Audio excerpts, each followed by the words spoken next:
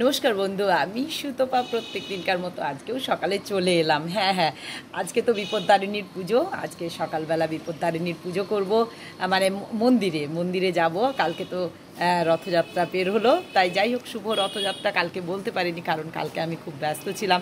আমার দিদি একজন ভর্তি আছেন, খুবই ভালো মানুষ আর খুব প্রিয় মানুষ আমাদের।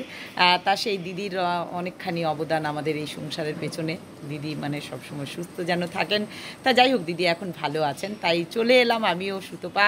সকাল সকাল আপনাদেরকে কালকে আসতে পারিনি, একটুখানি আদ্যাপীঠ গিয়ে শুধু ওইটুকু মানে লাইভ আর ওইটুকু করতে পেরেছিলাম, তাও সময় ছিল না।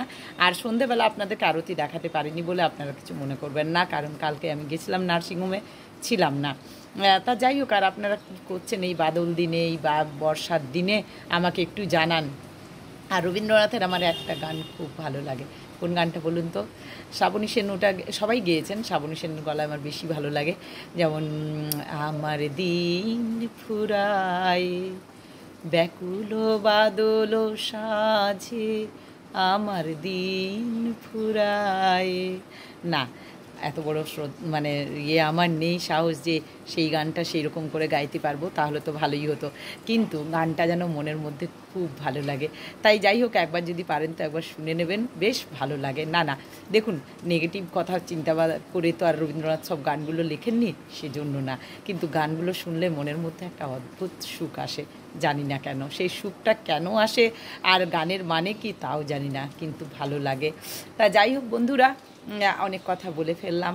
আর সবাই ভালো থাকুন, সুস্থ থাকুন, আনন্দে থাকুন। আর আজকে অবশ্যই আপনাদেরকে নিয়ে যাব আমি আদ্যাপীঠের মহামায়ার মন্দিরে, ভোগ দেখাবো। আর আমার নিজের আজকে বিপত্তারিণী পুজো, মানে বাড়িতে না, মন্দিরে গিয়ে করাবো।